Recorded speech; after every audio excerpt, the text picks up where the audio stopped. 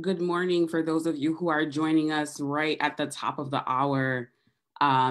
Welcome to Connecticut Voices for Children's 21st Budget Forum. We will get started promptly at 10:05.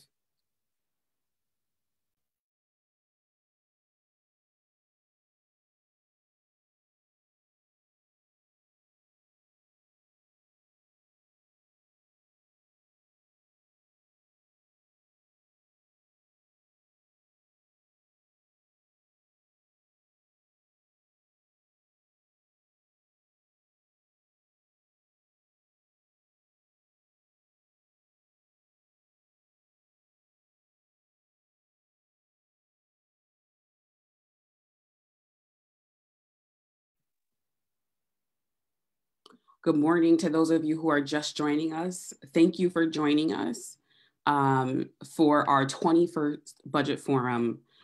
We will get started promptly at 10:05.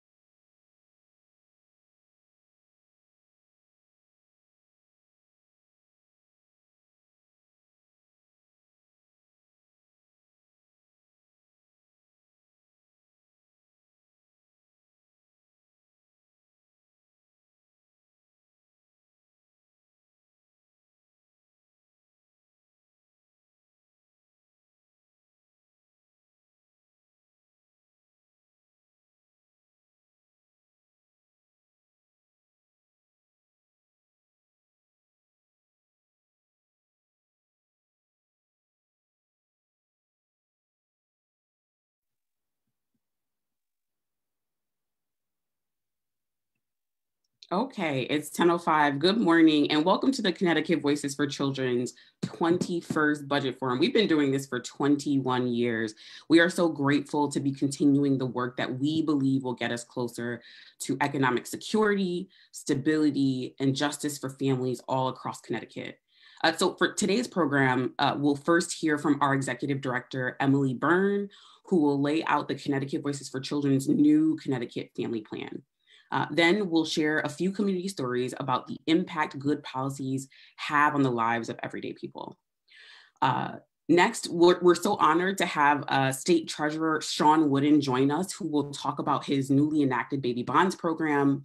We'll move into our feature presentation given by Dr. Patrick O'Brien.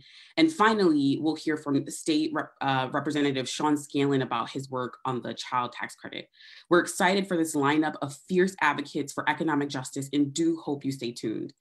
Just as a reminder, this event is being recorded in addition to the Zoom webinar and is being streamed on Facebook. So thank you to those who are joining us on both.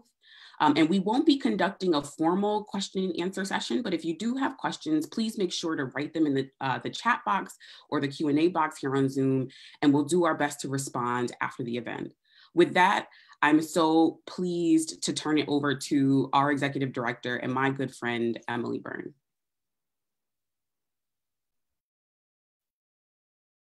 Thanks so much, Jen, and thank you to everyone who's listening in. As Jen said, we've got an exciting lineup of guest speakers, impact videos that lift up community voices, and of course, new research and policy recommendations that advance economic justice through the tax structure. Before we dig into the program, I wanted to say a few words that aims to center our main message for the 21st Budget Forum. These days, it often feels that the work we do is harder and heavier. Issues have become partisan even when they shouldn't be.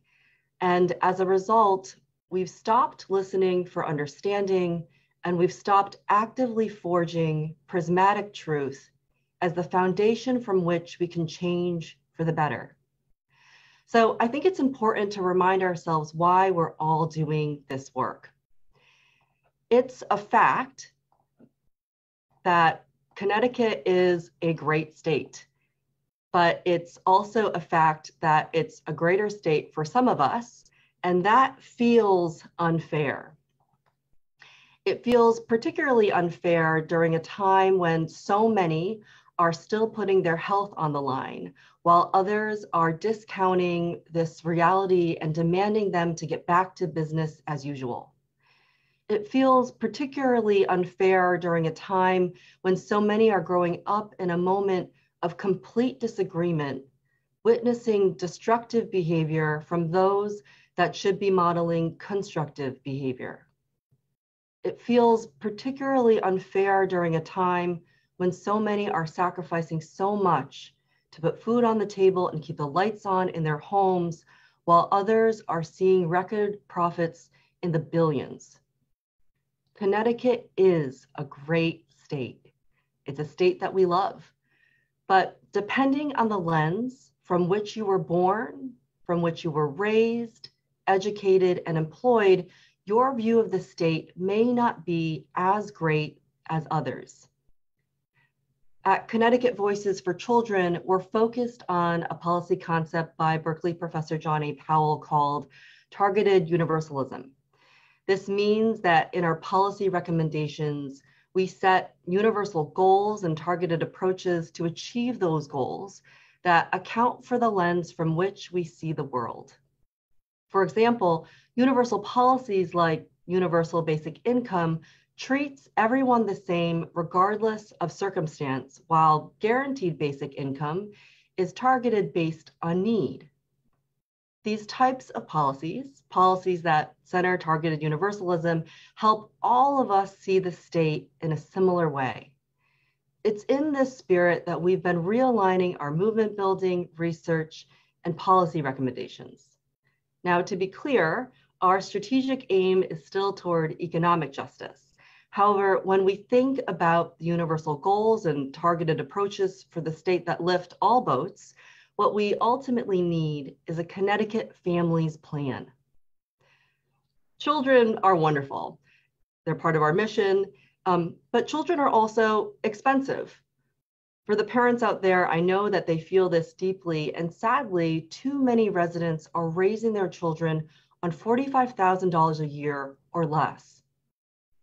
The federal resources that have buoyed families at the height of the pandemic proved that government can actually make life a little bit easier for folks. And then a few short months later, we see the exact opposite. Congress is absorbed in politics, and Connecticut families are left in a pre-pandemic normalcy that feels unbearable, all because the state's work is incomplete. The good news, however, in the words of Alice Walker, is that we are the ones we've been waiting for. If we want to encourage families to live and raise their children in Connecticut, our work is to ensure that the state is doing everything possible to make Connecticut welcoming for all families. Why? Well, there are many reasons, but chief among them is because our children today are the state's future residents and taxpayers of tomorrow. Trite, I know, but true. So let's rebuild the state through the lens of the everyday Connecticut family. So when our children grow up, they'll in fact all be able to see the greatness of the state. This past weekend, we celebrated Dr. Martin Luther King Jr.'s legacy. And as people posted quotes on social media, I was reminded of a lesser known quote that marks where I think we are today. Dr. King said, "A true reckoning of values will soon cause us to question the fairness and justice of many of our past and present policies. True compassion is more than flinging a coin to a beggar. It comes to see that an edifice which produces beggars needs restructuring. A true reckoning of values will soon look uneasily on the glaring contrast of poverty and wealth and say, this is not just. Where we are today is not just, but our work is to help make it so. We should do so with a renewed hope and love for each other, and we get there by taking one step at a time.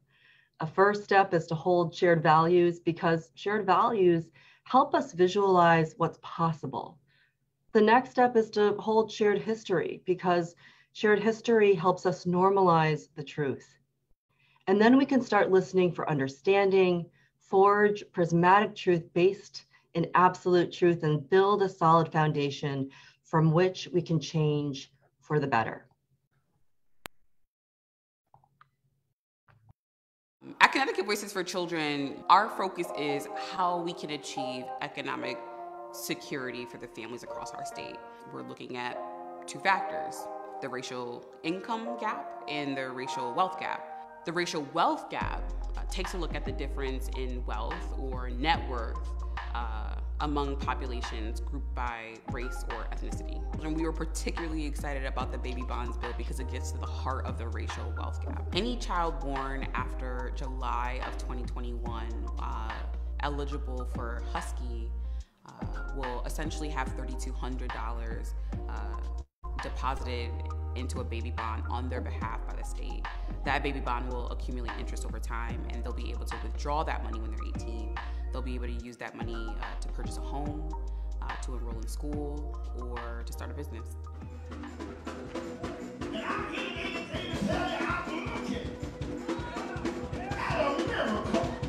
New Hope is a very unique church. It's a lot of young people. It's multi-generational. We have children in the womb all the way up to the age of 93. But we are one family, and so I'm grateful for that. Greetings. My name is Reverend John Cotton Jr. I'm the senior pastor of New Hope Missionary Baptist Church, 109 Butler Street in the great city of New Haven, Connecticut. Also, I'm the president and founder of our nonprofit, Hope Incorporated, helping our people to excel. The Connecticut Baby Bond Program, during a meeting I had with Connecticut Voices, met with a young lady, Ms. Dominique Moody, who introduced me to the Connecticut Baby Bond program. I was shocked that I didn't know, being the grandfather of 6, and I have 2 on the way.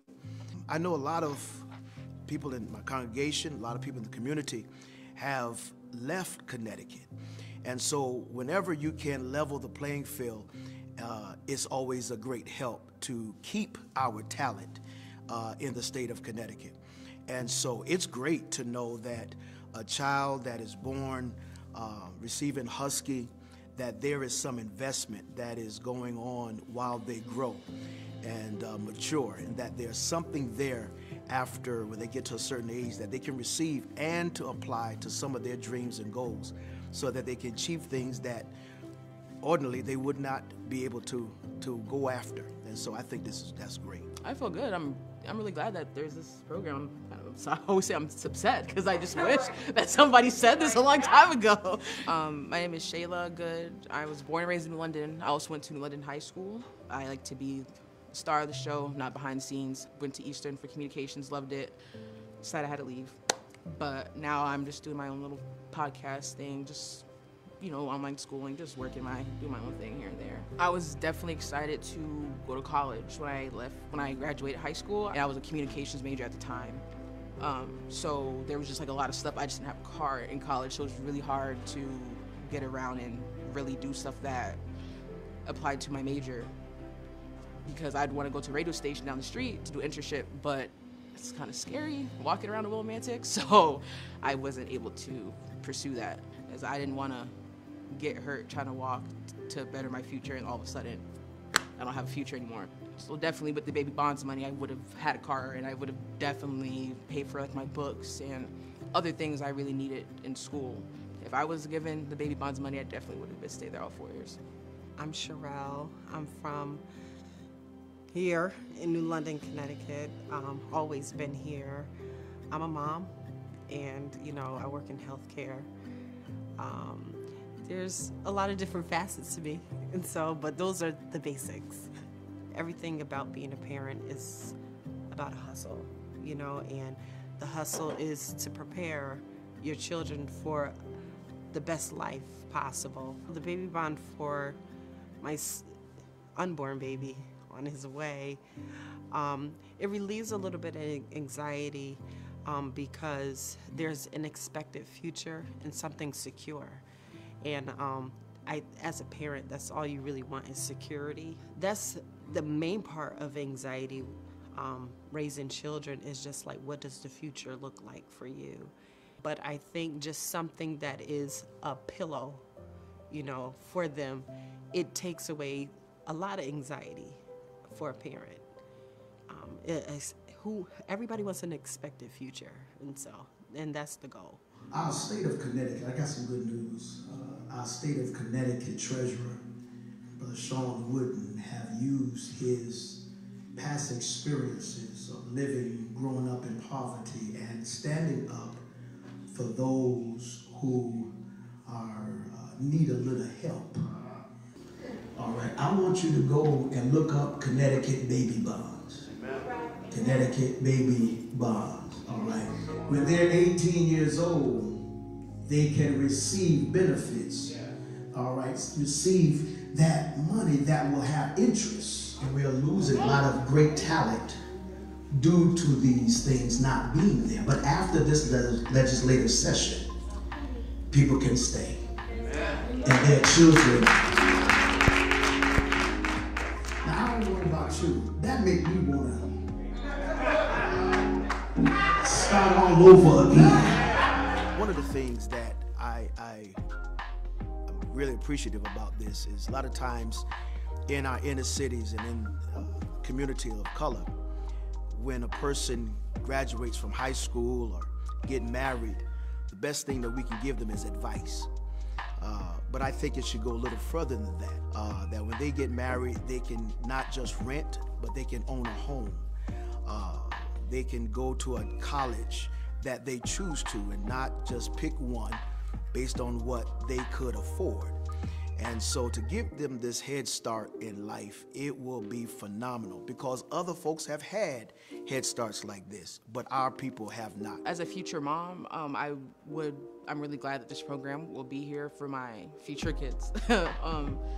Because like I was stating before, I won't have to, make myself broke paying for their schooling, get them a little card and put money on it, because I know what it's like I said, to not have food in your dorm and everything is closed. So it's, it's just stuff like that, like just the small stuff that you think you don't need, but you realize you need it. I would really just be able to be there for my kid 1,001% instead of just 1,000% with the baby bonds money. We know that the task of ending generational poverty is a big one, but incremental steps like implementing a baby bonds bill gets us that much closer to securing economic stability for families all across Connecticut.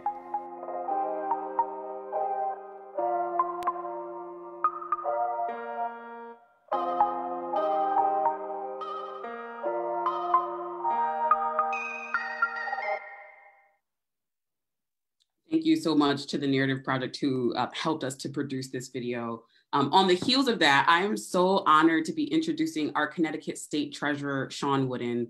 Treasurer Wooden is currently the only Black elected state treasurer in our nation. An organizer at heart, Treasurer Wooden has been serving Connecticut for several years and is passionate about closing the racial wealth gap in Connecticut. He's worked with communities for decades to achieve this goal. We're ecstatic to get to talk to him about his baby bonds program that gets to the heart of this very critical issue. With that, I'd like to welcome Treasurer Wooden to the main stage for a conversation with our Executive Director, Emily Byrne. Welcome, Treasurer Wooden. Welcome. I think I need absolutely. to put my video on. All So right. thanks, Jen, as Treasurer Wooden's getting this video up. There we go. You know, it is an honor to be able to host this live Q&A with you, Treasurer Wooden. And I know that people are really eager to hear the exchange, but I first got to ask, what's your reaction to the video? It's very emotional, very emotional. And I, interestingly enough, being at the Capitol, I don't get to hear from a lot of the direct and future moms and dads of babies that are impacted by this. So that was special, and and I need to see that. That's what I felt like. It reminds me of why I serve and why I ran for office years ago in the first place, even at the local level. It's to make an impact and to affect people's lives. And when I was running for office for treasurer, there's a lot of people who didn't understand how a treasurer could make a difference in their life. And people asked me, what would success look like for you at the end of 4 years? And I said, I want more people to know, to have an answer to that it matters for their lives. And watching that video reminded me of that. And so thank you. Absolutely. You know, we heard a little bit about the baby bonds program on the video, but I think it would be helpful to know what some more details that folks should know are. What qualifies, you know, if I'm a parent, I'm trying to sign up, what qualifies me and how do I participate in the program? Sure. So the program is available for every child born in the state of Connecticut after July 1 of 2021. And I know we heard in the video about like the cutoff, and yeah, I've heard lots of comments about that. But for every child born whose mom is on the Husky program, they are automatically eligible in the program and a beneficiary. The funds that go in, and the state, we've made in the bond authorization, we put $50 million a year into the program for the next 12 years to fund roughly projections are that 16 to 17,000 babies born a year into poverty in our state, and to fund those cohorts each year. We take the funds, we invest that over the lifespan, and the funds can be claimed from the ages of 18 to 30. And so there's that 12-year window, and the funds have to be used for these targeted purposes, which is higher education, home ownership in Connecticut, investing in a business, some entrepreneurial pursuit in Connecticut, or into retirement security vehicle of some sort. And all of those, as you know, Emily, are things that are tied towards the racial wealth gap that's significant in our state and in our country. And so that's why those are the limited purposes. And a financial education course is required before claiming the funds. Now, to answer a question you haven't asked, well, if someone leaves the state, and what does it mean? Well, they just have to be a resident when they claim the funds. So if someone goes away and goes to another state for college or for a trade school or some reason or for personal reasons, but comes back to the state, those funds are still available for them. And the idea is to address generational poverty and to help break that cycle, to address economic growth in our state, which is critically important, and hence the focus on investing in a home in Connecticut, a business in Connecticut, and to attract and to have something for our kids, and to close the racial wealth gap. I'll also note that, this, I don't want to claim credit here for this being like my exclusive bright idea. This is based on years and years of research and work that's been done in think tanks and others. And U.S. Senator Cory Booker and Representative Ayanna Pressley introduced a federal bill for baby bonds. Unfortunately, that has not gone anywhere. But all of that provided the inspiration for crafting a Connecticut version. And, I'm just really excited that Connecticut, we could be the first in the nation to have such a bill. And I want to thank the Connecticut Voices for being a strong part of the advocacy and the coalition that was built to make the case for getting this done. And it was a broad-based coalition, groups like you, as well as faith leaders, labor leaders, a host of people, some elected officials making the case for such bold, innovative legislation. And so I'm thrilled about it. And there have been conversations, throughout the country. I've been on Capitol Hill pushing for federal passage. The White House domestic policy team invited me in, and we had a whole session and a conversation on the details of what does it entail, how'd you get it done. So there's a lot of interest in this. And so Connecticut is a laboratory of sorts in terms of this program. And I'm excited about it because, we are ground zero for income inequality, wealth inequality, just the gap between the haves and the have-nots. They're not bigger anywhere in the country. And so I love this state. It's where I was born and raised, but we've got work to do. And you can love this state and still be honest about where we are and paint a vision about where we need to go. And so hopefully this is just one step to a broader mosaic of leveling the playing field and dealing with reducing inequality in our state. Yeah, absolutely. I mean, I think you raised a really important point that a lot of people are paying attention to the success of the program because we are the first in the nation. And, one of the reasons why we at Voices are such fans of the Baby Bonds program is because we know there is no economic justice without addressing the income gaps and the wealth gaps.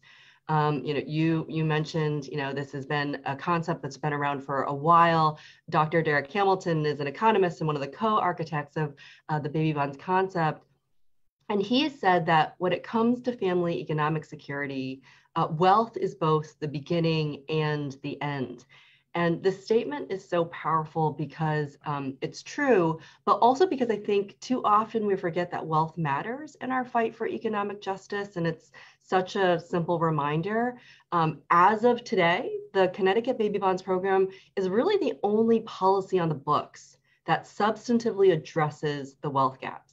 So what needs to happen to protect it and ensure that this is a policy that's around for generations to come? So, and thank you for that. And I just want to, before I address that, just say on the heels of us celebrating, remembering Dr. King's life, I always focus on, the message towards the latter years of his life around economic justice, right? When we talk about social justice, equity, civil rights, he really turned to that question of economic justice. And so this is really kind of a continuation of, of what he talked about. And so I'm glad that you've emphasized that point just now. So what needs to happen? We collectively need to continue to raise our voices. We need to tell the stories. We need to, this is what's so powerful about your video. I tell whenever I do events around this, and I'm happy to talk about it and thrilled, but I much prefer seeing a mother, a pregnant mother, tell the story, because I feel like that's more powerful than anything I can say. And so I think, policy leaders, they need to see the faces of what this program means and what it can be. Being quite candid about it, just the way our bond process works. So the money's allocated by law for 12 years.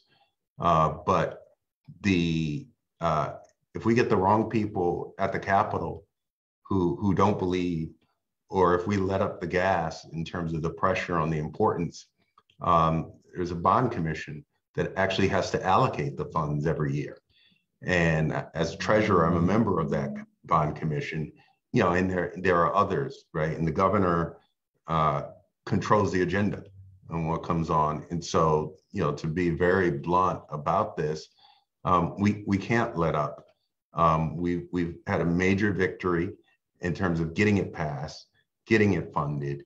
But this will be an ongoing effort because, I'm not like telling a secret here. Not everybody thinks this type of public policy is where our priority should be. And that is the reality, and that will be the reality for some time to come. And so we have to continue to fight to secure the program, as well as the funding in the future, and just let our voices kind of be heard and this, see the impact. I will note, since I did say that not everybody sees the benefit in this policy, I will note that although in committee, in the Appropriations Committee, although not one Republican voted for it, not one Republican, as I recall, voted or spoke against it either. And I will take that as victory and progress, in terms of, like, that is on this policy at the committee level, that was the closest thing that I could see the bipartisanship. There wasn't a vocal opposition, and the case had been made. And then, of course, the budget that it was incorporated into was adopted in a bipartisan manner. And so I am proud of that, but I do not want that to lull us to sleep. And I do not, irrespective of party, we have to continue to put the pressure on for policies for Connecticut baby bonds and policies similar in nature. I told you I could go on and talk about this. The additional thing I just want to note is that one of the challenges with a program like this is because in politics, we operate in 1-year cycles and or 4-year election cycles. And when you have public policy that is rooted so deeply in the future, and I always actually proudly say there's not one baby that will benefit from this that will ever have a chance to vote for me. But that is exactly the way we need to think long-term if we want to make, deep structural change, not just window dressing. We do need to preserve safety nets for the now, right? You can't save the child and ignore the parents in terms of, and so I will put that out there. But we can't just keep crafting policy for just what's right in front of us. And if we don't see the payoff immediately in the bank, that is not worth doing. No, we have to think long term. And that is the case that I made to legislators and others. And the power of that, we have to be patient. So I'll pause. I couldn't have said it better myself. I think that is actually a perfect note to end on. We've got time for maybe one final comments from you. So I'll just give you the floor in terms of last remarks. I just want to say that, we have a real opportunity in our state right now, along with some real challenges that remain. But, the opportunity set is that because of the pandemic, because of the racial reckoning, because of the economic downturn, we can see things differently now.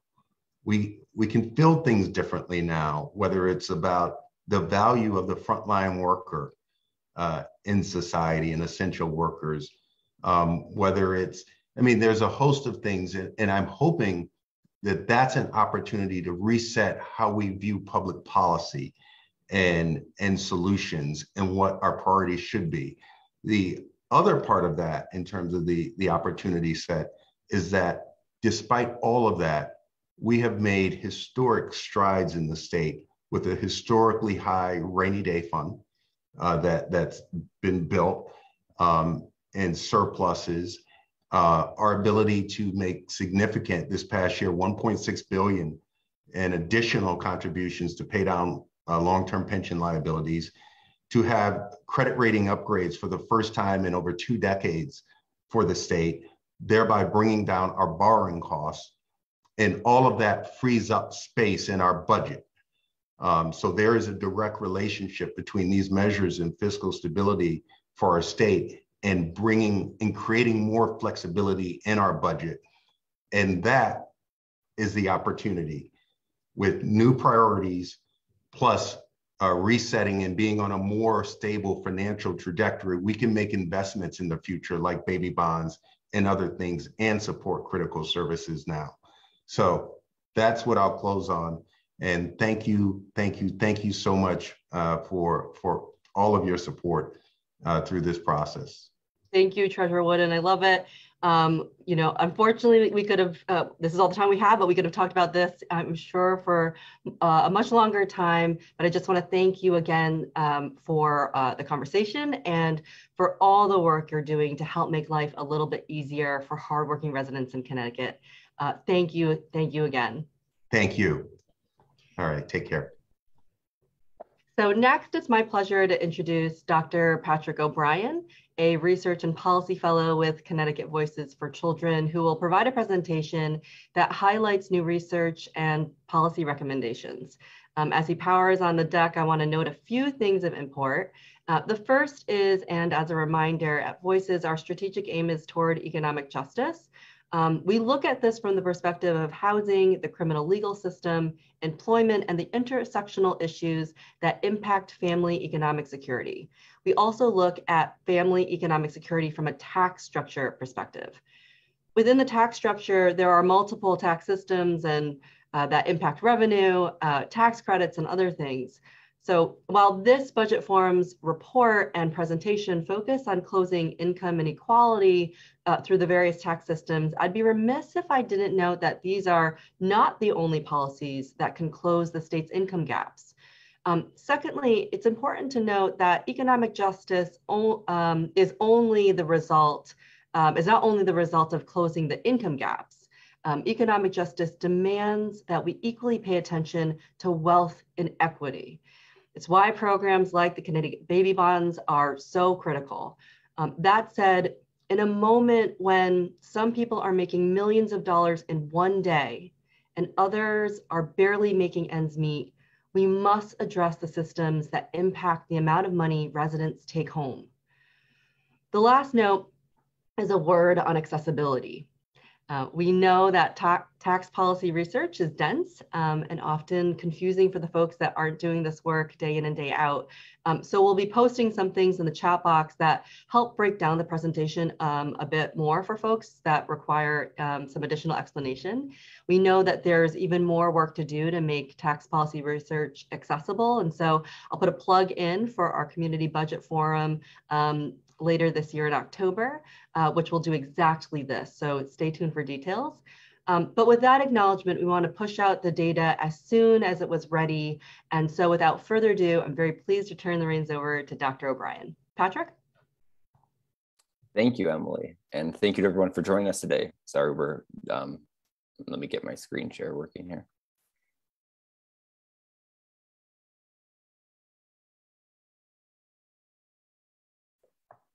Okay, thank you. So last year in Connecticut, half of the state's families had difficulty paying their usual expenses, such as food, housing, and utilities. And the percentage of families struggling was even higher for certain subgroups. Most notably, 77% of working class families, 70% of Latino families, 65% of Black families, and 62% of families with children.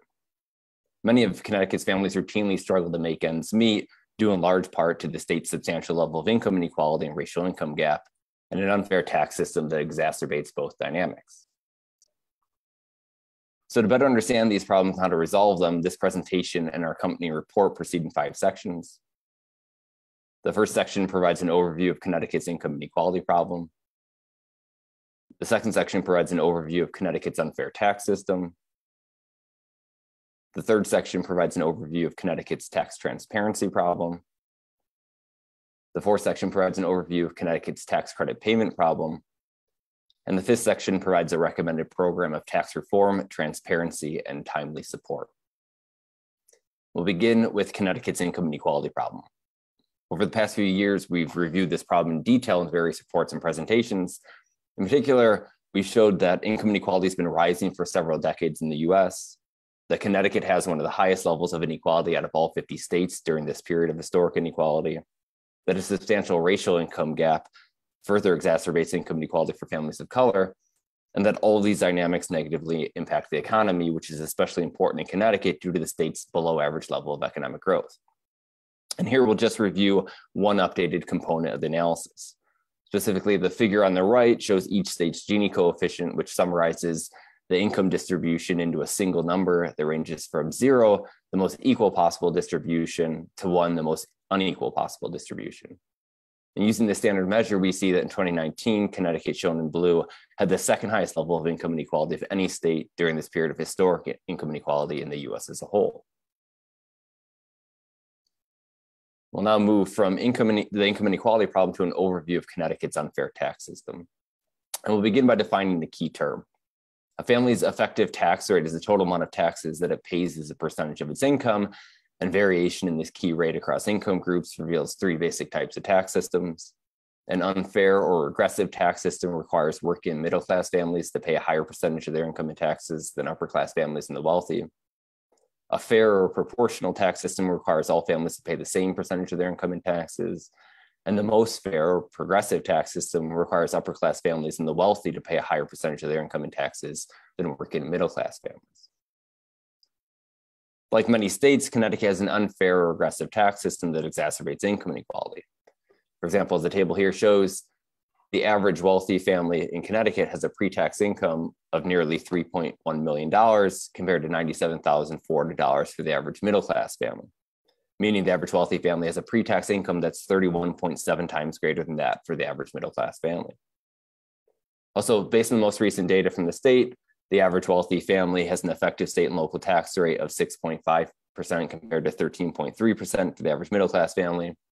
As a result, the income inequality ratio increases from 31.7 times greater before taxes to 34.2 times greater after taxes. Connecticut's unfair tax system also exacerbates the racial income gap. For example, as the table shows, the median Black household has a pre-tax income of about $49,000 compared to about $3.1 million for the average wealthy family, meaning the average wealthy family has a pre-tax income that's 63 times greater than that of the median Black household. Moreover, the median Black household has an effective state and local tax rate of 14.7% compared to 6.5% for the average wealthy family. As a result, the income inequality ratio increases from 63 times greater before taxes to more than 69 times greater after taxes. While Connecticut's tax system as a whole is regressive, the largest state level component is the income tax, which is progressive. However, it's possible to make this tax even more progressive, which in turn would make the overall state and local tax system fairer. And to that end, the remainder of this part of the presentation provides an overview of problems with the 4 key components of the income tax: the exemption, brackets, personal credit, and tax gap. So to start, an income tax exemption indirectly reduces a tax filer's liability by reducing their taxable income. And Connecticut's income tax exempts a maximum of $15,000 for single filers and $24,000 for married filers. And there are 2 key problems with Connecticut's exemption. First, it provides little or no support for some working class families and most middle class families because it's fully phased out for single filers making more than $44,000 a year and married filers making more than $71,000. This makes Connecticut's income tax an outlier compared to the federal income tax in many states. Second, because Connecticut's income tax exemption isn't indexed for inflation, tax exemption creep operates as a built-in annual tax increase on working and middle-class families. Specifically, inflation is a decrease in the purchasing power of money due to an increase in the price of goods and services, and tax exemption creep is when a tax filer's income increases simply to keep up with inflation, but that nominal increase in income decreases the tax filer's exemption, resulting in a higher income tax, even though the tax filer's real purchasing power hasn't increased. And to prevent this annual tax increase, the federal government in many states index their exemptions to inflation, meaning the amount of the exemption increases each year based on the rate of inflation. Connecticut's income tax exemption, however, isn't indexed for inflation, and so the real value is decreased considerably. For example, if the state had indexed the exemption in 1991 to the Consumer Price Index, the most prominent measure of inflation, the maximum exemption in 2021 would be more than $47,000 for married filers making up to about $95,000, rather than the current exemption of $0 for that family.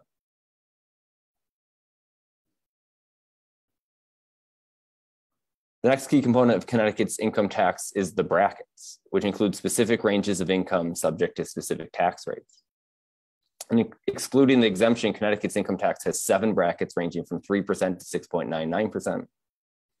Connecticut's income tax also includes 2 relatively complicated processes, the so-called 3% tax rate phase-out add-back and tax recapture. And there are 2 key problems with Connecticut's income tax brackets. First, they contribute to generating the largest increase in the effective tax rate in the middle of the income distribution rather than at the top, which increases the unfair burden on middle-class families.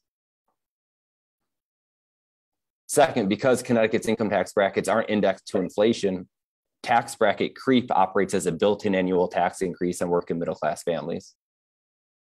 Similar to tax exemption creep, tax bracket creep is when a tax filer's income increases to keep up with inflation, but that nominal increase in income puts a tax filer into a higher top income tax bracket, resulting in a higher income tax, even though the tax filer's real purchasing power hasn't increased.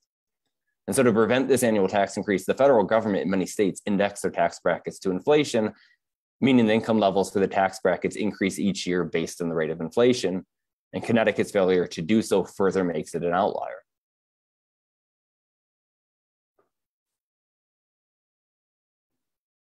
And the third key component of Connecticut's income tax is the personal credit. Unlike a tax exemption, which indirectly reduces a tax filer's liability by reducing their taxable income, a tax credit directly reduces a tax filer's liability. And currently, Connecticut's income tax includes a personal credit that reduces a tax filer's liability by a maximum of 75% for single filers making up to about $19,000 and married filers making up to about $30,000. And there are 3 key problems with Connecticut's personal tax credit. First, it's entirely phased out for single filers making more than about $64,000 and married filers making more than about $100,000, meaning the credit excludes many middle-class families. And this is especially problematic when combined with the dynamics of the exemption and the bracket. Second, because the personal tax credit isn't indexed to inflation, tax credit creep operates as a built-in annual tax increase on working middle-class families. And similar to tax exemption and tax bracket creep, tax credit creep is when a tax filer's income increases to keep up with inflation, but that nominal increase in income decreases their tax credit, resulting in a higher income tax, even though the tax filer's real purchasing power hasn't increased. And here too, to prevent this annual tax increase, the federal government in many states index their tax credits to inflation, meaning the income levels for the tax credits increase each year based on the rate of inflation. Connecticut's tax credit, however, isn't indexed to inflation, and that's increased the tax burden on many working middle-class families. For example, if policymakers had indexed the original personal credit to the Consumer Price Index, in 2021, it wouldn't entirely phase out until a married filer makes more than about $190,000 compared to at about the level of $100,000 now. And third, because the personal tax credit only adjusts for tax filing status rather than the number of dependents, working in middle-class families with children pay an especially unfair share. In contrast, the federal income tax and nearly every other state income tax includes a dependent exemption and or credit to offset the high cost of raising children, all of which further makes Connecticut an outlier.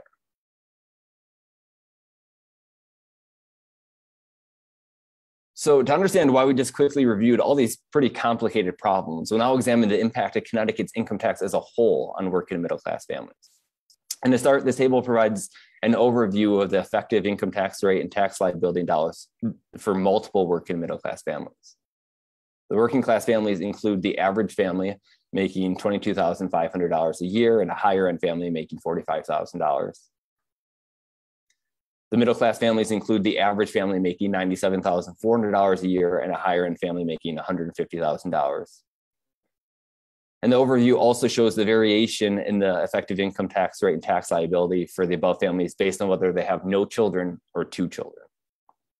And we'll focus first on the average middle class family with 2 children. Currently, that family pays about $4,200 a year in the income tax, and so has an effective tax rate of 4.3%.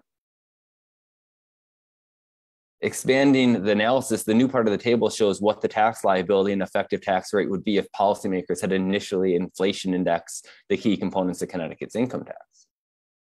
In this case, the average middle-class family would only pay about $1,800 a year in the income tax, a reduction of nearly $2,400.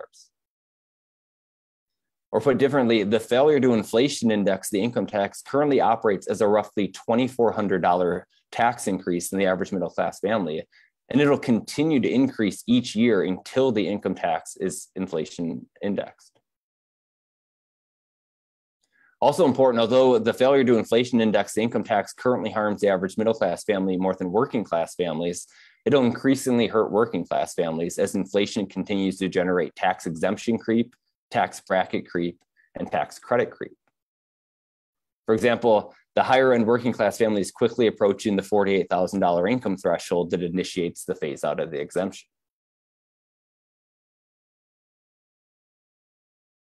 Let's now examine the other major problem with income tax as a whole.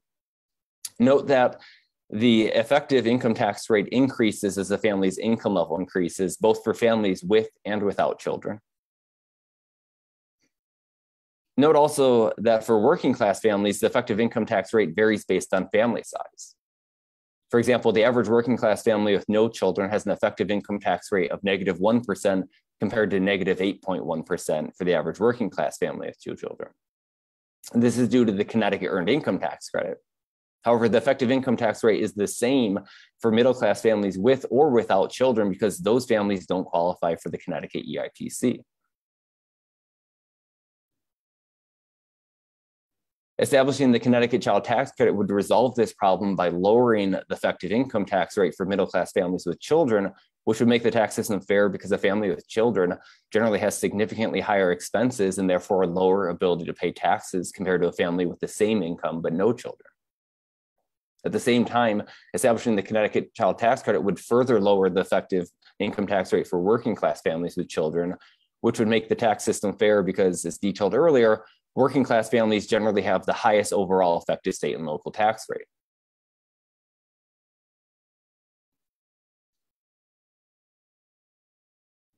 The last key component of Connecticut's income tax is the income tax gap, which is the difference between the income tax owed to the government and the income tax actually paid. And to be clear, the income tax gap is the primary focus here, but it's only one component of the total tax gap, which is the difference between the total tax owed to the government and the total tax paid. And at the federal level, the U.S. Treasury Department highlights 2 key causes of the income tax gap. The first key cause is the opaque income sources that accrue disproportionately to higher earners. As the Treasury Department explains, quote, for some but not all categories of income, the IRS can cross-check taxpayer filings because it receives information reports from third parties like employers, and this information can be used to verify that taxpayers are accurately reporting income and deductions. When taxpayers know that their tax information is being reported to authorities, their voluntary compliance rate increases with only an estimated 1% misreporting rate. In stark contrast, for opaque income sources that accrue disproportionately to higher earners, like proprietorship income and rental income, misreporting is estimated to be 55%. And to understand more fully the importance of these opaque income sources that accrue disproportionately to higher earners, the Treasury Department provides research showing that the top 5% of tax filers are responsible for more than 50% of the tax gap, and the top 1% of tax filers are responsible for nearly 30% of the tax gap. And the second key cause of the federal tax gap is the IRS's limited decrease in resources to ensure tax compliance, especially when it comes to opaque income sources. So shifting to the state level, the problem of a tax gap that primarily benefits the wealthy due to limited information reporting and limited decrease in resources to ensure tax compliance appears to be even greater in Connecticut than in the US as a whole. As the table on the left shows, Connecticut has a higher share of opaque income sources. Specifically, 10% of the state's income is from proprietors' income compared to 8.5% for the US. And 20.3% of the state's income is from dividends, interest, and rent compared to 18.4% for the US. Also, as the figure on the right shows, like the IRS, the size of the Connecticut Department of Revenue Services staff has decreased substantially over the last 2 decades. Specifically, the current budget funds 625 full-time positions, down from 833 in fiscal year 2000. And this 25% reduction in the DRS's staff has almost certainly diminished Connecticut's tax compliance capacity, which is especially important considering the state's above average reliance on opaque income sources.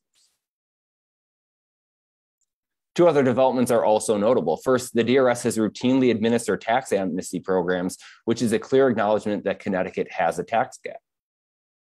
And second, like the IRS, the DRS has made clear that increasing its resources would work to decrease Connecticut's tax gap. Most notably, the current budget provides a $1.1 million annual increase in funding beginning in fiscal year 2023 that's estimated to generate $40 million a year.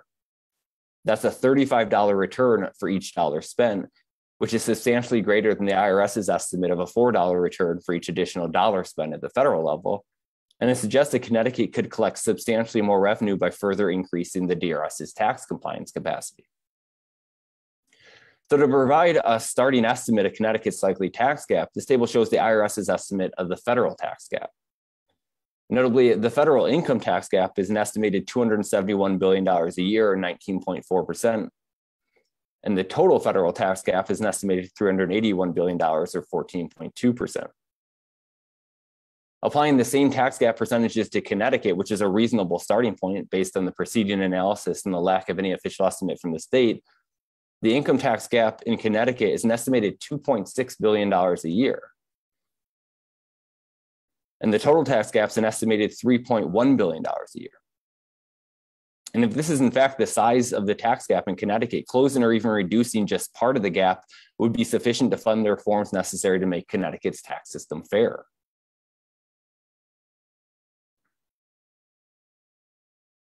Finally, and similar to the earlier analysis of the impact of Connecticut's income tax as a whole on working middle-class families, we'll now examine the impact of Connecticut's income tax on the wealthy.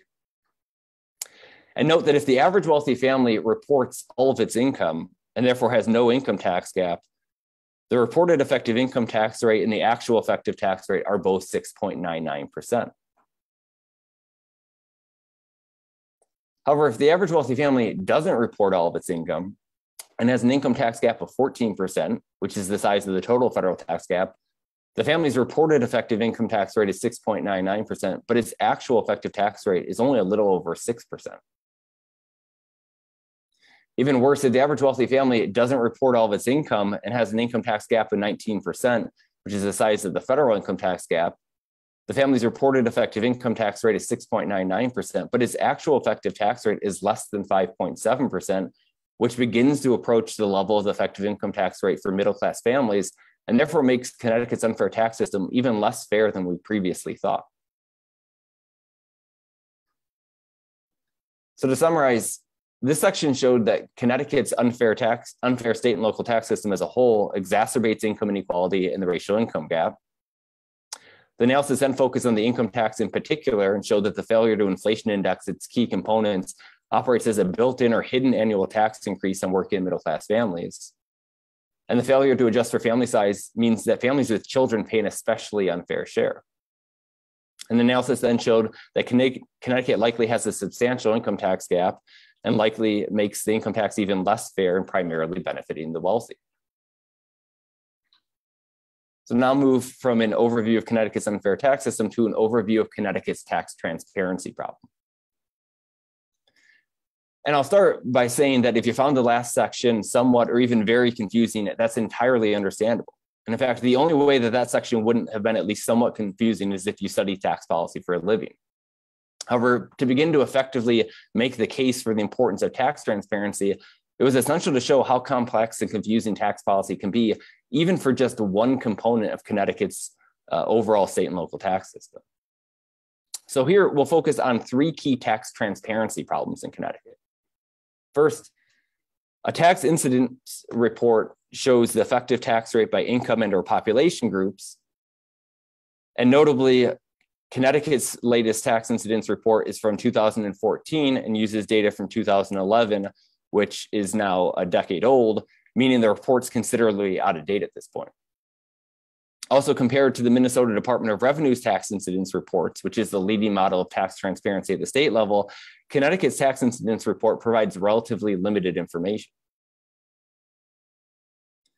For example, here's a table from Connecticut's tax incidence report, and it shows the overall effective tax rate for 9 population deciles and fails to provide even that limited information for the bottom decile. And to better understand this table, let's look at the 8th population decile, which includes the average middle-class family. In particular, we see that households with an income between about $85,000 and $113,000 have an overall effective state and local tax rate of 13.3%. However, as noted, this is the effective tax rate in 2011, which is nearly a decade old. Also, the table doesn't provide any information on the characteristics of the population in this decile. In contrast, here's a table from Minnesota's 2021 tax incidence report. Note that rather than provide the effective tax rate for families in 2011, it provides the effective tax rate for 2018. For example, if we look at the 8th population decile, here we see that the overall effective tax rate is 12% compared to 13.3% in Connecticut. And note also that the table provides detailed information on population characteristics for each decile. This includes the percentage of tax filers that are homeowners, married, seniors, or have children.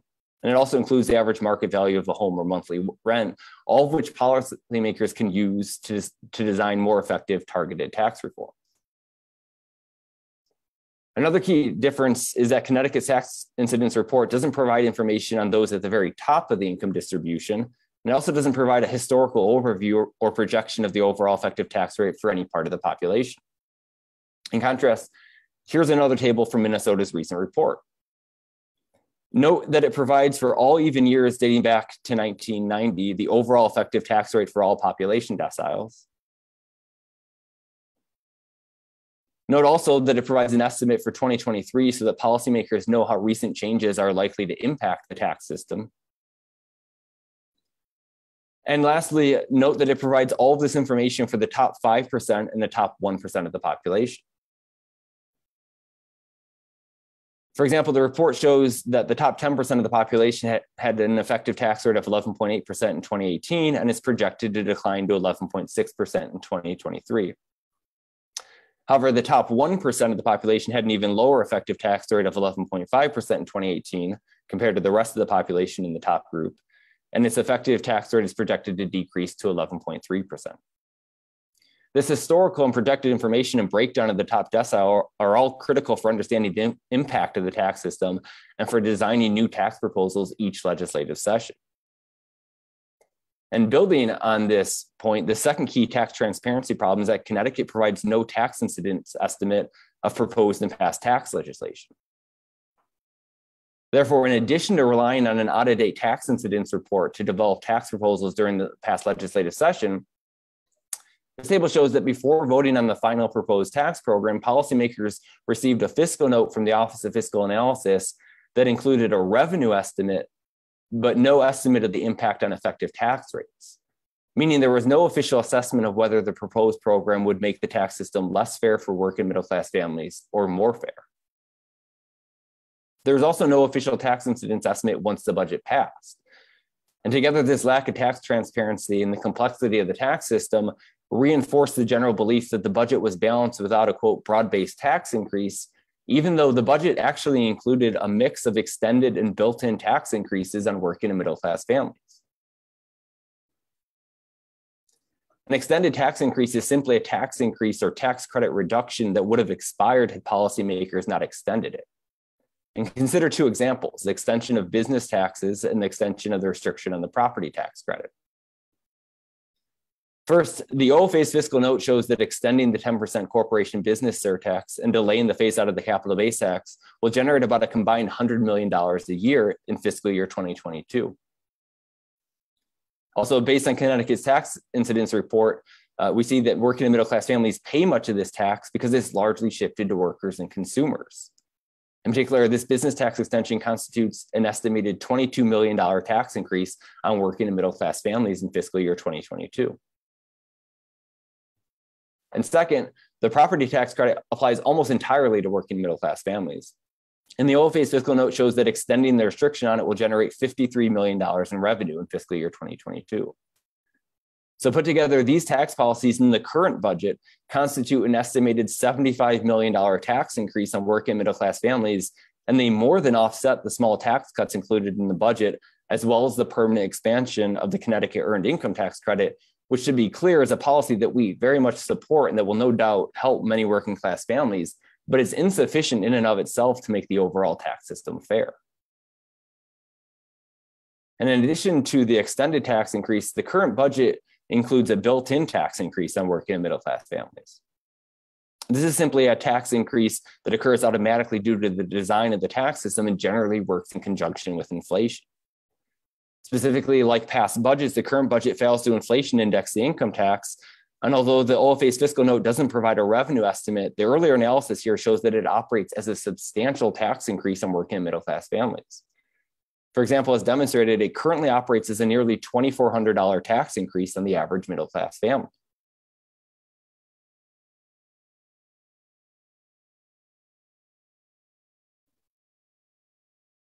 The third key tax transparency problem is that Connecticut provides no tax gap estimate. This is important because, as previously shown, the tax system becomes less fair as the income tax gap increases, meaning if, like at the federal level, Connecticut has a substantial income tax gap that primarily benefits the wealthy, the state's tax system is even less fair than the tax incidence estimate shows. Also important, reducing the tax gap is potentially sufficient to fund the reforms necessary to make the tax system fairer, but developing and implementing such a program requires knowing the size of the tax gap and the state's existing capacity to reduce it. And in contrast to Connecticut, some states do in fact provide tax gap estimates. For example, as we see here, Oregon's Department of Revenue provides a detailed estimate of its income tax gap, which is 17.8%, a bit smaller than the estimated federal income tax gap of 19.4%, which we're using as the starting estimate of Connecticut's income tax gap. So to summarize, this section showed that it's not as necessary to understand all the complexities of the tax system that we reviewed in the earlier section if the state provides sufficient tax transparency of the current and projected impact of the tax system. However, Connecticut currently fails to do so. In particular, Connecticut's tax incidence report is considerably out of date at this point, and it provides relatively limited information. Connecticut provides no tax incidence estimate of proposed and past tax legislation, and Connecticut provides no tax gap estimate, which is essential to closing that gap. We'll now move to an overview of Connecticut's tax credit payment problem.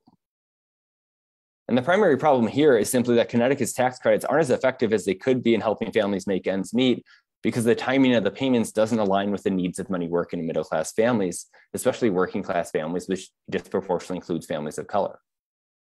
Currently, eligible families in Connecticut receive the state's earned income tax credit in a single payment after filing their tax return.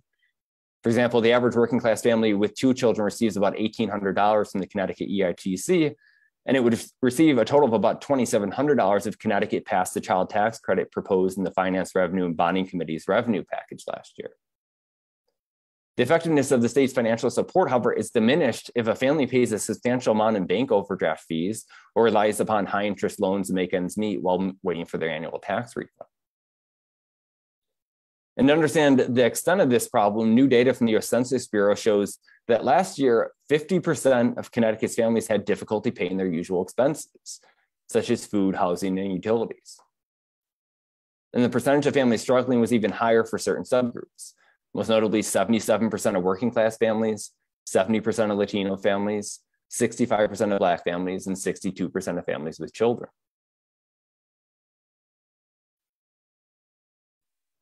Another key finding is that last year, the Treasury Department began to issue half of the expanded federal child tax credit in advanced monthly payments. And here too, the Census Bureau collected data on how those payments were used. Note that 70% of families in Connecticut that received the monthly payments mostly spent them. And the number increases to 77% of working class families and 75% of lower middle class families. The data also show that families largely spent those payments on usual expenses, especially food, clothing, utilities, and more.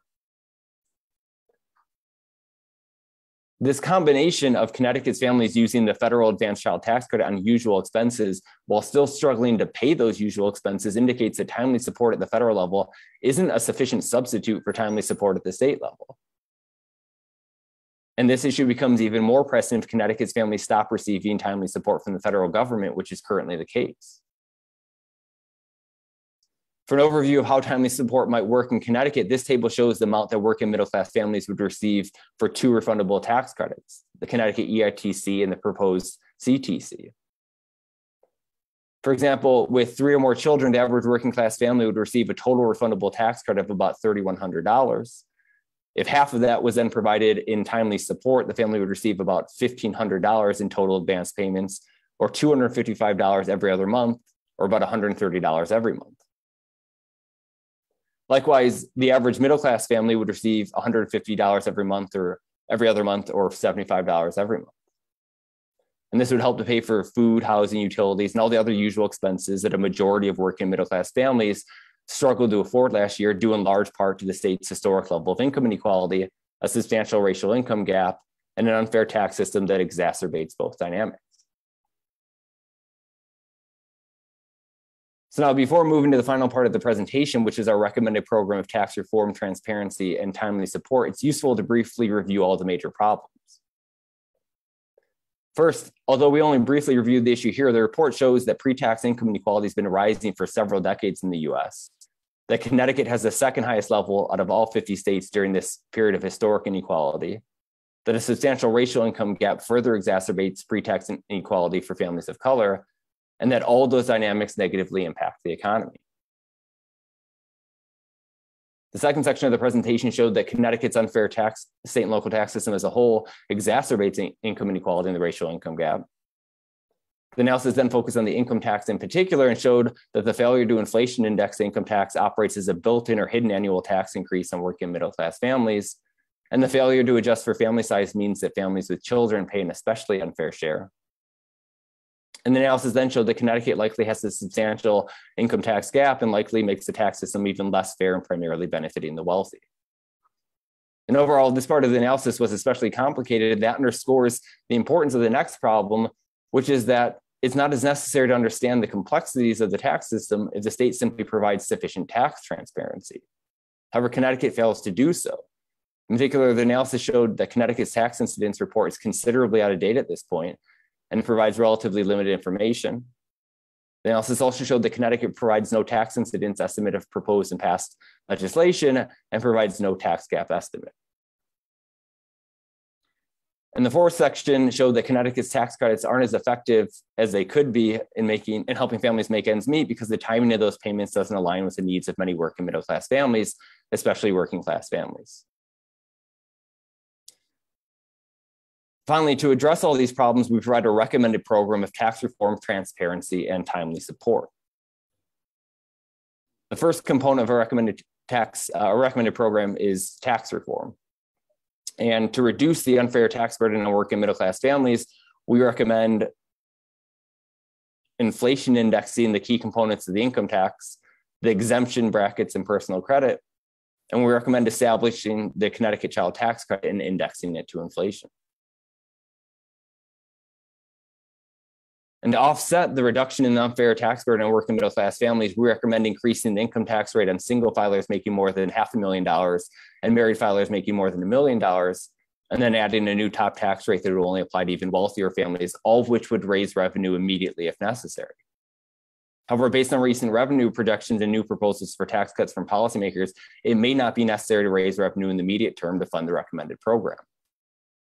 We also recommend providing additional funding for the Connecticut Department of Revenue Services to decrease the state's income tax gap, which would raise revenue over time and could supplement or replace the revenue from increasing the top income tax rate if the latter is necessary. And we recommend requiring the DRS to focus its increased tax compliance oversight on the wealthy, which is the group that likely benefits the most from the income tax gap. The second component is a recommended tax transparency program. To increase tax transparency, which is essential to reducing the unfair tax burden on working and middle-class families, we recommend requiring the DRS to either one, confirm that it has sufficient capacity to provide comprehensive tax incidence and tax gap reports on a regular basis, or two, release a report before the start of the next legislative session detailing the additional capacity that's necessary. And once this capacity issue is addressed, we recommend requiring the DRS to provide comprehensive tax incidence and tax gap reports on a regular basis. And as we detail in the report, and as will become clear based on our subsequent recommendations, it's essential that the DRS develop this tax analysis capacity in-house rather than rely on consultants.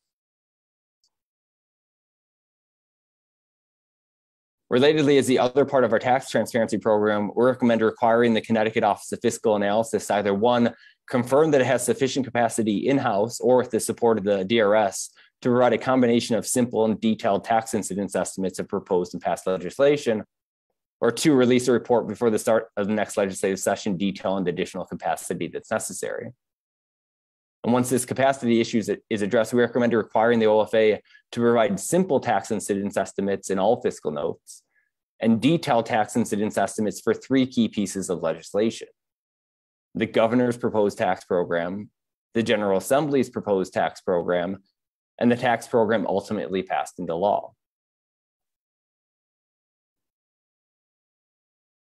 The final component is our timely support program. To provide timely support that'll help working middle-class families make ends meet, we recommend requiring the DRS to either one, confirm that it has sufficient capacity to set up and administer such a program, or two, release a report before the start of the next legislative session detailing the additional capacity that's necessary. And once this capacity issue is addressed, we recommend requiring the DRS to set up and administer for both the existing Connecticut EITC and, if established, the proposed Connecticut CTC, a timely support program that ensures extensive access, provides a range of timely support options, and limits the use of reconciliation.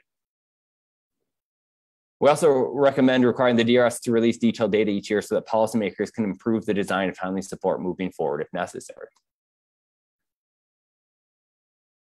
We then provide a cost estimate of the recommended options. Note that if it's necessary, the income tax increase on the wealthy would generate about $500 million a year, which is sufficient to cover in the immediate term the cost of inflation indexing the income tax and establishing the Connecticut child tax credit. However, as noted, based on recent revenue projections, it may be the case that Connecticut has sufficient revenue in the short term to fund these necessary tax reductions on working middle-class families without needing to resort to raising the top income tax rate. Also, for the medium to long-term revenue solution, we recommend that the state work to close its tax gap. Specifically, Connecticut's income tax gap. If Connecticut's income tax gap mirrors the federal income tax gap, then closing it would generate an estimated $2.6 billion a year, or even reducing the gap by 25% would generate an estimated $650 million a year, which could supplement and or replace the revenue from increasing the top income tax rate. Finally, as noted, policymakers have recently put forward tax cut proposals, two of which are briefly worth addressing here. First, members of the General Assembly have proposed reducing the sales tax rate, and this would make the tax system fair to some extent because the sales tax is regressive. However, a sales tax rate cut isn't targeted solely to working middle-class families, meaning it's less effective in making the tax system fair compared to a well-designed income tax cut or income tax credit expansion. And second, it's been reported that the governor is planning to put forward a proposal to expand the income tax-based property tax credit. And as we addressed in our report on tax reform last year, which included a proposal to expand the property tax credit, a number of changes are essential. Specifically, if the objective is to offset the high property tax burden for the state's working and middle-class families, the income threshold should be expanded to include all those families. The credit should be made refundable rather than limited to income tax liability. And the credit should include renters, which is an often overlooked group that pays the property tax indirectly. And to be sure, a well-designed expansion of the property tax credit would make the tax system fairer. And it's a reform we support, but we recommend first establishing a child tax credit because we believe this is the area of tax policy in which Connecticut's the greatest outlier, and that this reform would be the most effective in supporting and growing the state's working and middle-class families with children. It's also worth emphasizing that all of these proposals that we're recommending here are really just sensible reforms that would help the overwhelming majority of the state's families and the state's economy and have a history of bipartisan support. Most notably, the federal government inflation indexed the income tax during the Reagan administration with the support of a Democratic-controlled House. The federal government established the child tax credit during the Clinton administration with the support of a Republican-controlled Congress. And the federal government routinely provides tax incidence and tax gap analysis. We therefore recommend that Connecticut do the same, especially if we want to have an economic comeback that puts us more in line with the US as a whole. So with that, I'll end the presentation. And if you have time, I highly recommend that you review our new tax report for more details on all of these policies and the underlying problems. So thank you for listening.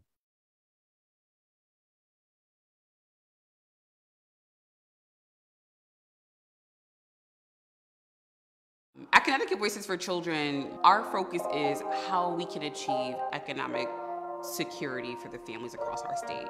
We're looking at two factors: the racial income gap and the racial wealth gap. The racial income gap takes a look at the difference in income or money earned in populations grouped by race or ethnicity. We've been championing a child tax credit at the state level for several years. We've seen how critical to economic stability and impactful the federal child tax credit payments have been to families throughout the course of the pandemic. And yet, those payments don't do anything to offset the wealth disparities right here in our state. Those payments are simply to keep families afloat.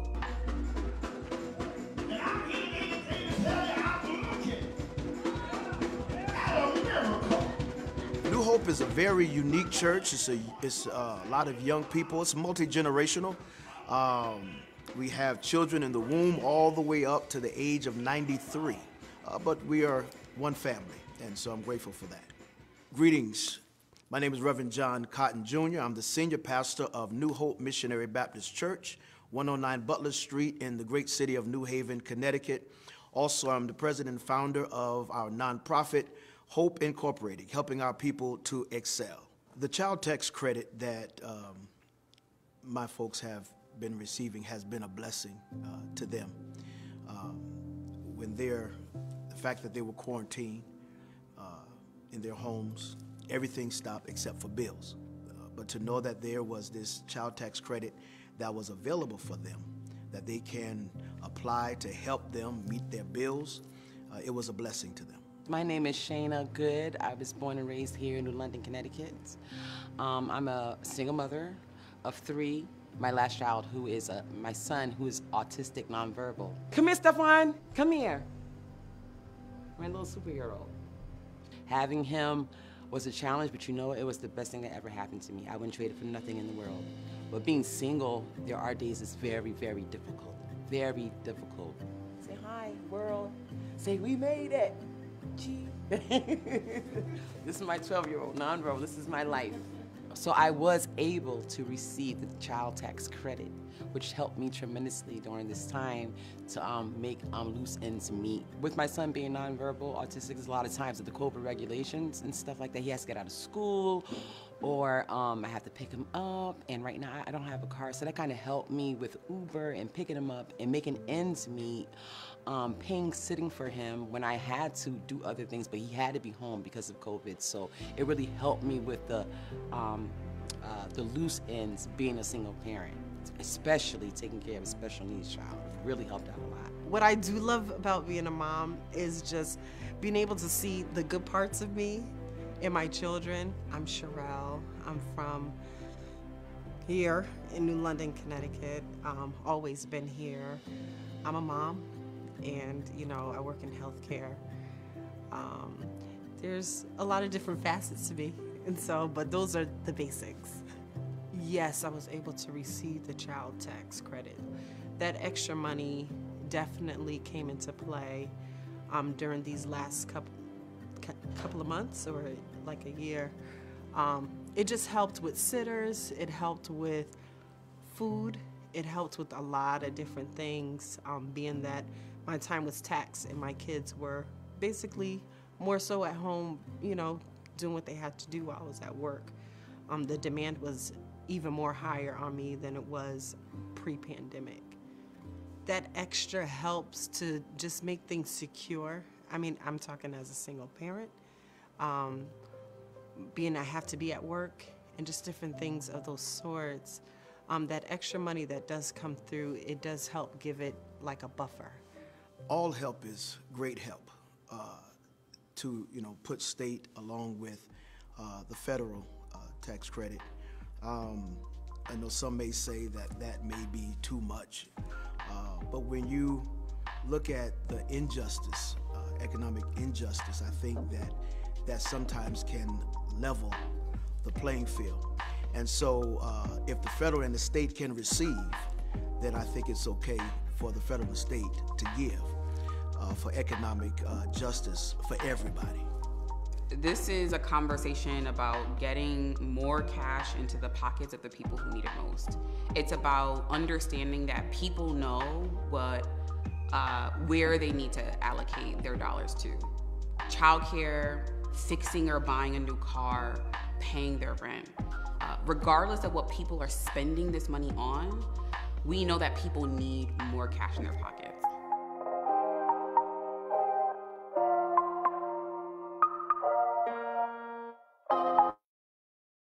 It's now my privilege to introduce State Representative Shawn Scanlon. He is a man that needs very little introduction these days, so we'll just highlight a few things. Representative Scanlon serves on the Public Health Committee and is co-chair of the Finance, Revenue, and Bonding Committee. He's been a passionate voice on the issues of mental health as well as other important healthcare issues. For us at Voices, we've known him as a champion for families in Connecticut and specifically a champion of the state level child tax credit. And we are so honored to have him join us today. Welcome, Representative. How are you? It's great to be here, and that video has me feeling some type of way, especially those single moms, which I am the proud product of a single mom. So glad you gave me a few minutes to compose myself before we started rocking here. Absolutely. And I know for the folks who are watching, we're a little bit over time, but I hope that you bear with us because this conversation with Representative Scanlon is one that I was really looking forward to. I'm very excited about because there are a lot of questions that I know people are really eager to dig into. One of them, I think, is going to be the legislative session. We're going to get to that, I promise. But I think some table setting is important. And leading up to this event, I've been asking people what are some questions that they'd like answered. And one of the things that really came up with some frequency was your role as co-chair of the Finance Committee. I think it's easy for members of the General Assembly to forget that the everyday resident really doesn't understand what you all do in Hartford beyond representing your constituency. And co-chairing a committee feels important, but also more abstract. So I think it'd be helpful if you could lay out what it means to be the co-chair of the Finance, Revenue, and Bonding Committee. Yeah, it's a great question. And there's, I think, 27 committees in the legislature. And when you first get elected, you fill out a piece of paper and you sort of list the committees that you want to join. And usually as a freshman, you get maybe 2 or 3 of the ones that you want, but you don't get to serve on all of them. And basically those committees serve as the sort of first step and the screening point of a bill. And so in the long session, which are in the odd numbered years, any legislator can introduce a bill. And that bill goes to whatever committee is relevant or germane to the topic of that bill. And so, I served for 4 years as chair of the Insurance Committee, obviously got to learn how to be a chair. And then last year, I became chair of the Finance Committee, which is a whole different world because finance touches a lot of different things, from tax policy, like you've been talking about today, to any number of things, including things like unemployment or the economy, many different facets of things. And so So that's one thing. And then finance in particular is interesting because it's one of two committees, as most of your people watching will probably know, that deal with the state budget. And kind of weirdly in Connecticut, we have these two committees where finance deals with the money coming in and appropriations deals with the money going out. And weirdly, we kind of do our own thing all session long. We come with our own plans and we sort of put them out at the same time and then work really hard after putting out our own plans to reconcile them and put together the beautiful baby that is the state budget every 2 years. And I really enjoyed doing that last year. It was hard because a lot of it was on Zoom and we had COVID, but it was a great honor to take that job. And I would just say, Emily, that for me, when I decided to take the job, when Speaker Ritter offered it to me, I was very clear to him that I said, I'll do this for you, but I have one condition, which is that you are going to let me fight for the things I want to fight for. And what I want to fight for is trying to lower taxes for working class and middle class people, because that is what I think is the most important thing that we can do from a social policy perspective, is to give a break to the people who need it. And that's, when we think about tax policy, that's code for cut taxes for rich people. Tax reform is usually, let's talk about tax reform. Well, it's not usually aimed at the kind of people I'm trying to aim it at. And I'm trying to right that ship. And I've been proud to do that for the last year. It's just so good to hear. I think that's a great segue, for the next question, which is what really people want to know, which is what's going to happen this legislative session. What do you think we can expect from the Finance Committee? Well, I think there's a lot of talk right now about tax reform. And I think it's great that the governor has come out with a plan. I have obviously been pitching the child tax credit, the EITC, for a long time. The Republicans have a plan. But what I was very clear to say in the press in the last couple of weeks is, if we're going to do tax reform, let's do tax reform. Let's not do gimmicks. Let's not do election year things. Let's not do feel-good things. Let's actually rip the Band-Aid off and change Connecticut's tax code. I was sitting here listening to Patrick's presentation, and if you objectively just listen to that, you would know that you are on the right side of tax reform when you actually talk about the things that Patrick is talking about. There's a saying, men lie, women lie, numbers don't. And the numbers that he had in that presentation do not lie. And that is the impetus for me and the work that I do in this committee. And I'm not alone. I have a lot of colleagues that are fighting this fight, and we will do it together. But it's got to be clear that if we are doing something, let's do it. There's a lot of people who always say, when I got elected to the General Assembly, they said, you know what, let me give you some advice. In the long session is when we do everything. In the short session, we just get ready for our campaigns. I didn't get elected to spend half my term not doing anything. I got elected to try to make the most difference I can make. And that is what we should be doing this coming session. Because Pastor Cotton, I think, said it better than anybody else. Everything stopped but the bills. And that quote, I'm going to steal that from him. I don't know if he's on the phone right now, but I'm going to take that from you, Pastor. I hope you'll allow me to use that, because that's such a great way to encapsulate this world that we're living right now, which is that the economy is doing really good for a lot of people and not for a lot of people too. We have to remember that. Yeah, absolutely. And they keep on coming, right?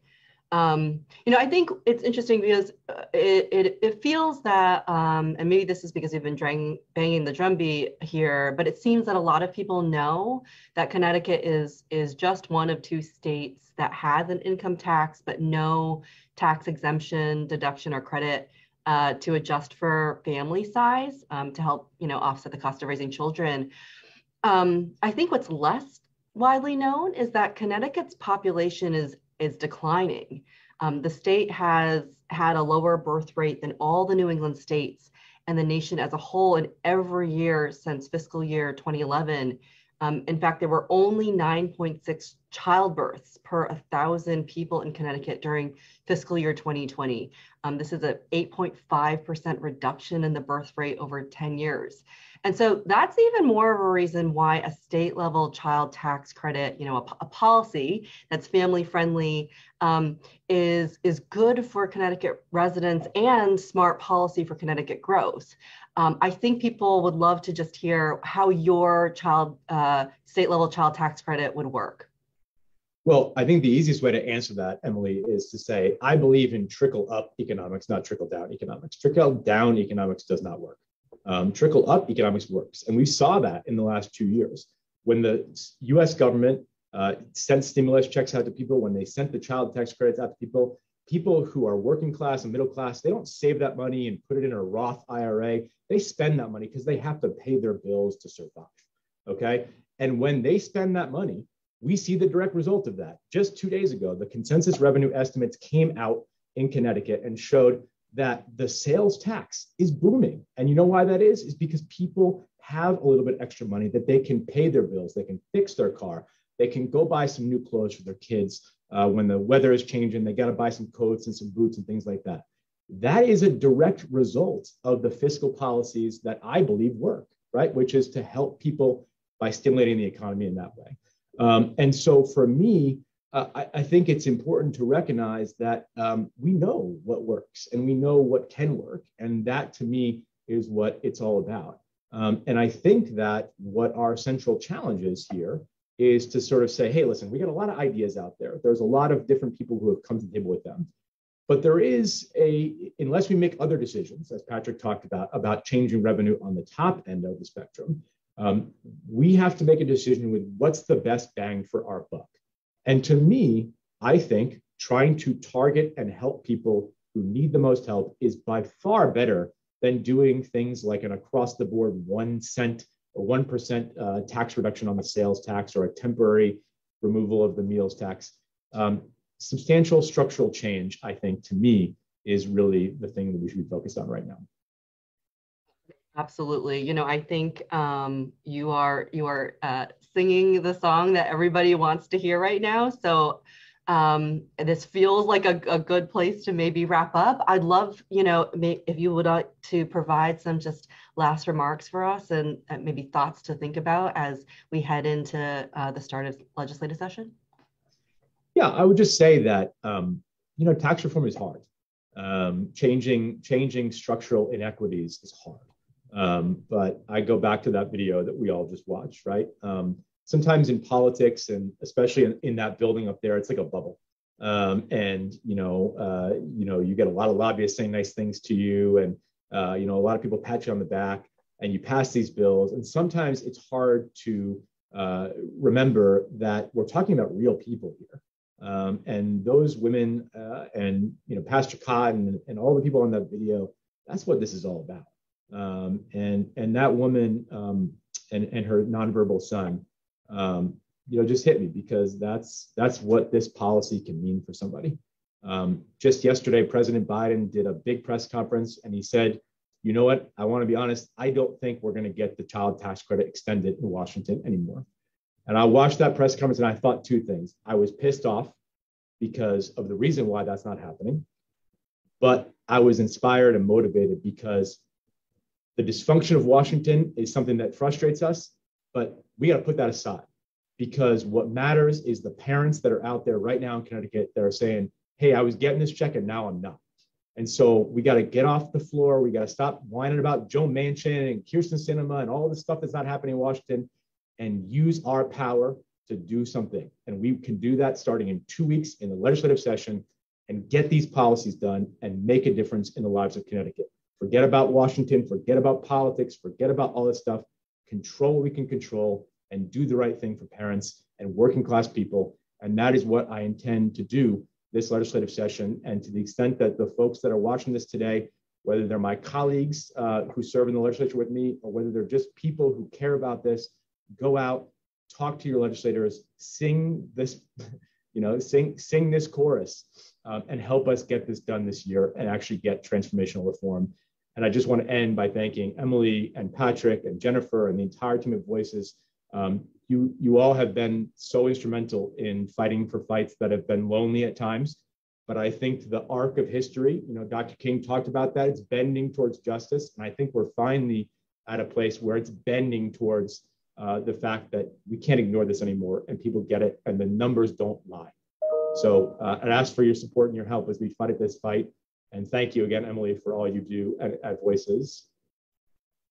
Thank you so much, Representative. You know, it's a team effort. There are so many advocates on this call that are partners in this work, and so many of your colleagues and your leadership, of course, are just really the ones that we are trying to buoy as, you know, we're counting on you, right? Residents across the state are counting on all of you to make really hard decisions, but important ones that will set a trajectory for every one of us in the state. And we have a choice now of whether it's going to be for the good or for the worse. So thank you again for your leadership, for everything that you're doing to support hardworking families in Connecticut and making you know, our lives just a little bit easier. So we're at the end. And the only thing left to say is thank you. Thank you to everyone on Zoom and Facebook for listening in and joining us. Thank you to all of our amazing partners for your grace for us and will to push forward with us. And last but certainly not least, thank you to the whole team at Connecticut Voices for Children. You are the best human beings around, and you make the work so joyful. And with that said, this concludes our program. On behalf of all of us at Voices, we wish everyone continued good health, prosperity, and a fresh start to 2022.